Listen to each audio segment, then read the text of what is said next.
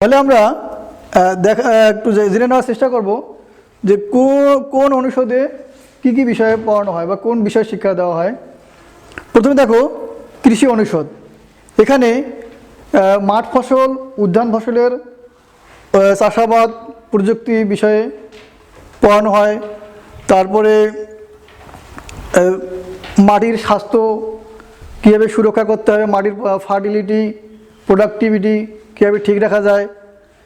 তারপরে বিভিন্ন ফসলের জাতের উদ্ভাবন, তারপরে কিভাবে ফসল আমরা সংরক্ষণ করব হারভেস্ট করার পরে,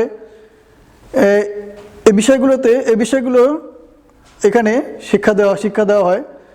তারপর আছে দেখো মৎস্য অনুষদ। এখানে মাছের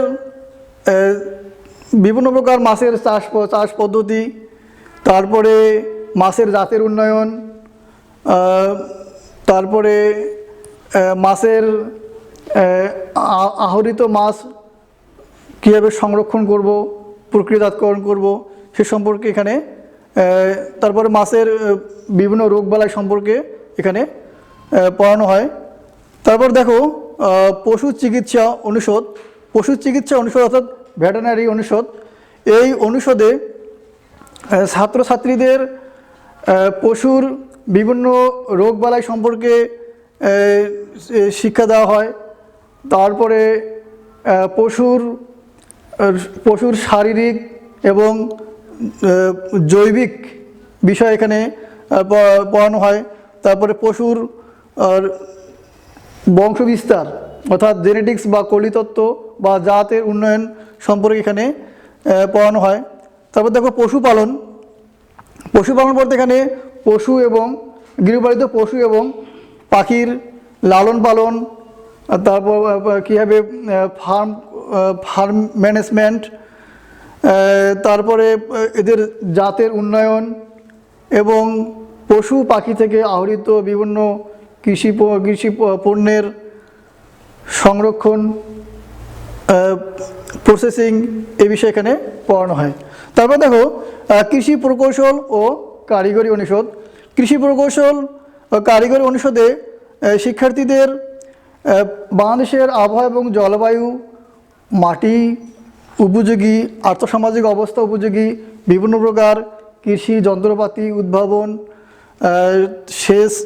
সেচের পদ্ধতি উদ্ভাবন, সেচের যন্ত্রপাতি উদ্ভাবন এবং তাদের সেসব যন্ত্রপাতির ব্যবহার, মেনটেনেন্স সম্পর্কিত জ্ঞান এখানে প্রদান করানো হয়।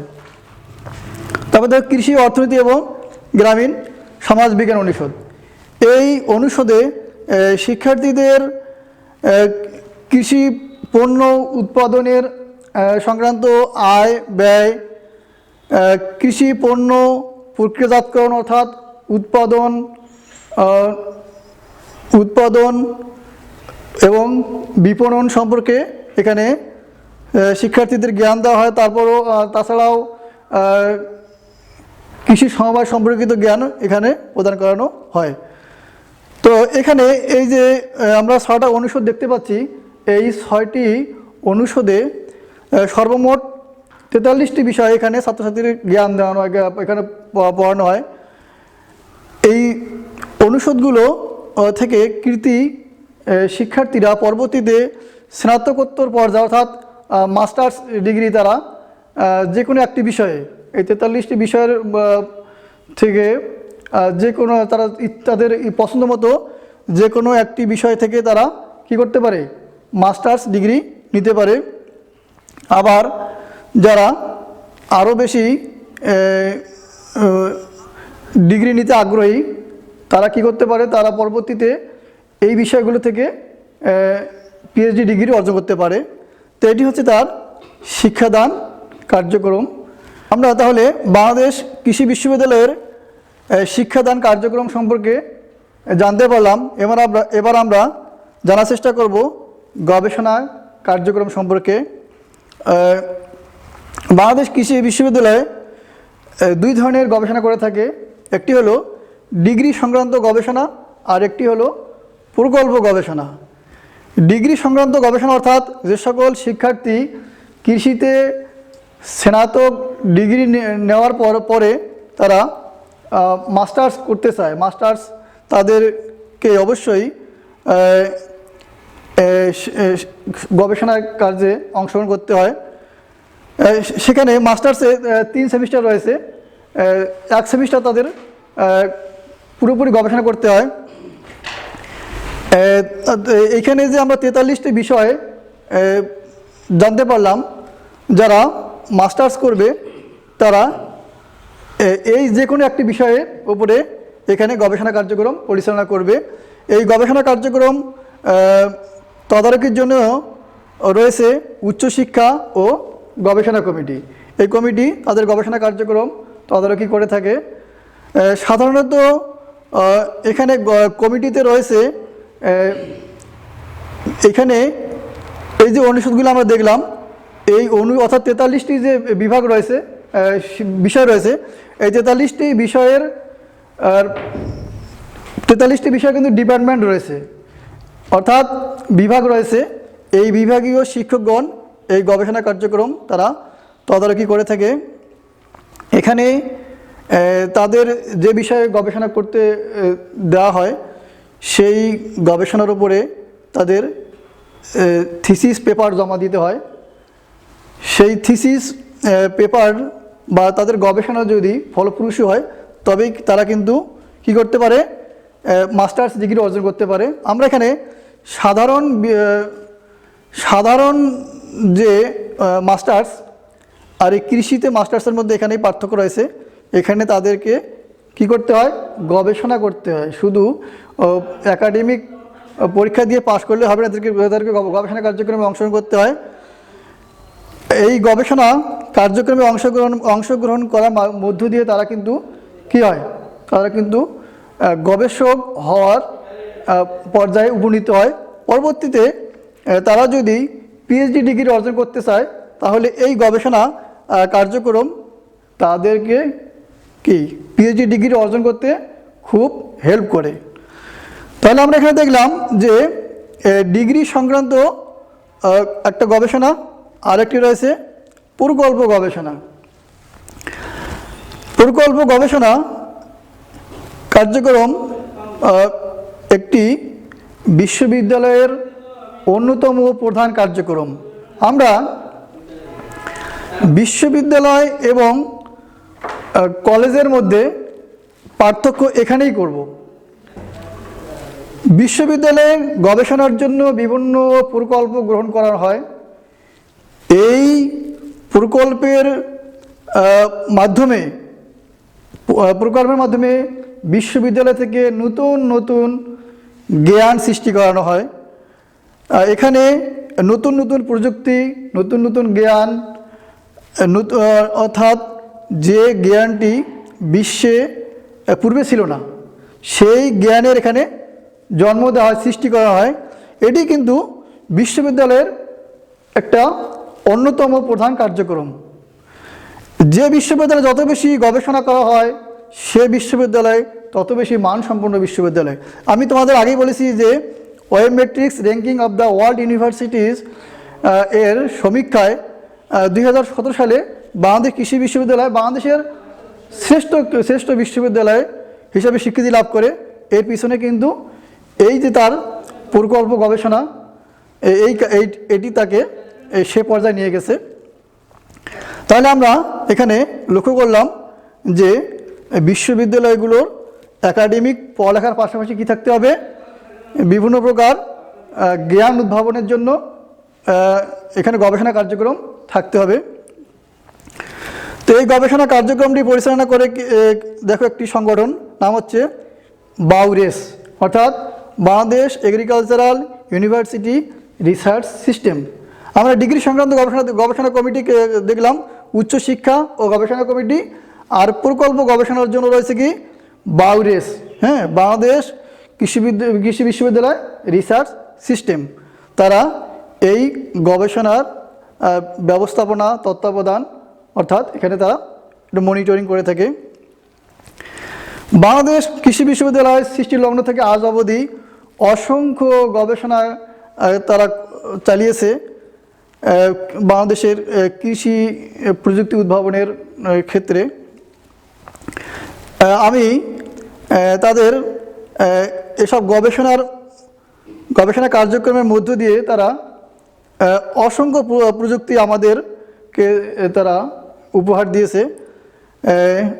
তার মধ্যে তারা মাঠ পর্যায়ে অলরেডি 140টি প্রযুক্তি মাঠ পর্যায়ে হস্তান্তর করেছে, আর 9টি কৃষি প্রযুক্তি হস্তান্তরের অপেক্ষায় রয়েছে।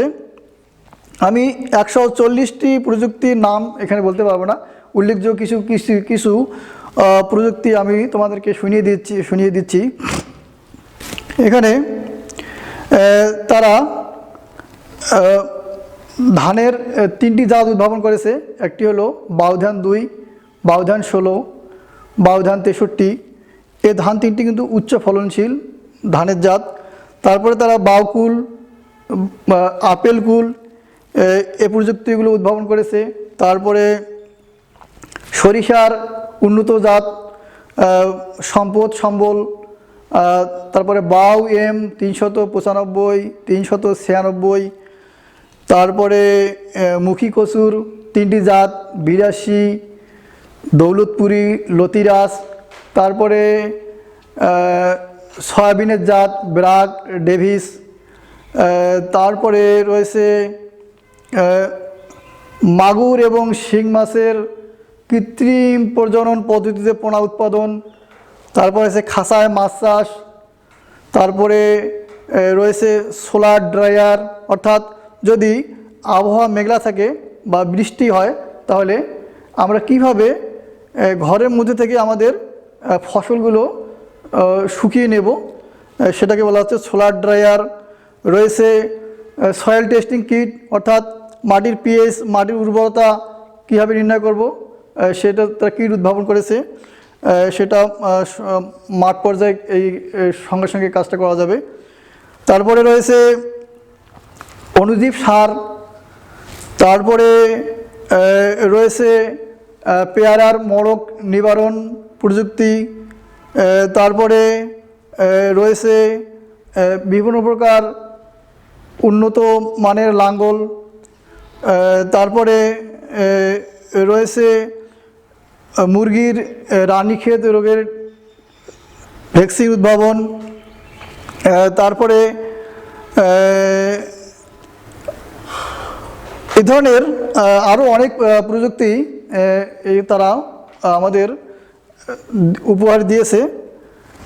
তোমরা আরও বইয়ে আরও অনেক প্রযুক্তির নাম দেখতে পাবা। তাহলে আমরা গবেষণা কার্যক্রম সম্পর্কে জানতে পারলাম। এবার দেখো সম্প্রসারণ কার্যক্রম।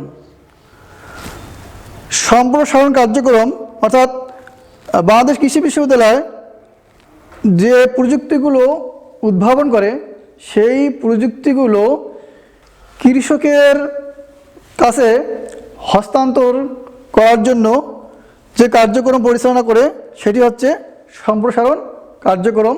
তাদের উদ্ভাবিত প্রযুক্তিগুলো তারা কৃষকের মাঝে হস্তান্তর করে, যেন কৃষক কী করে সেই প্রযুক্তিগুলো গ্রহণ করে উপকৃত হতে পারে। তাদের সম্প্রসারণ কার্যক্রম ময়মনসিংহ ময়মনসিংহ সদর উপজেলার 22টি গ্রামে তারা বিস্তৃত করেছে। এখানে তারা সরাসরি কৃষকের সাথে সম্পৃক্ত হয়। কৃষক এই প্রযুক্তিগুলো ব্যবহার করার সময় যদি কোনো সমস্যায় পতিত হয় সেই সমস্যাগুলো তারা সমাধান দেওয়ার চেষ্টা করে এবং তাদের এই প্রযুক্তিগুলো সম্পর্কে তারা কৃষকদের ট্রেন আপ করে থাকে।